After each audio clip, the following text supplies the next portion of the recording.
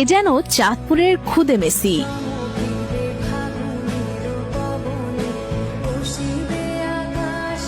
মাত্র 5.5 বছর বয়সেই মেসি নেইমারদের মতো অসাধারণ সব ড্রিবলিং আর স্কিল দিয়ে সবাইকে অবাক করেছে শিশু সোহান। আমি দেখি নাই যে এরকম বল নিয়ে কেউ খেলাধুলা করে, আর ওর চাইতে বলের ওজন বা বলটা অনেক বড়, পুরোই একেবারে ব্যতিক্রম আর কি আমাদের মতলবের মধ্যে ছেলেটা। বাবার কাছ থেকেই ফুটবল খেলা শেখার হাতে খড়ি সোহানের। তার বাবা একজন সাইকেল মেকানিক হলেও ফুটবলের প্রতি রয়েছে তার ভালোবাসা, তাই তিনি চান ছেলেকে সেরা ফুটবলার বানাতে। স্বপ্ন পূরণ করতে প্রতিদিন নিয়ম করে ভোরে আদরের সন্তানকে ফুটবল খেলার কৌশল শেখান তিনি।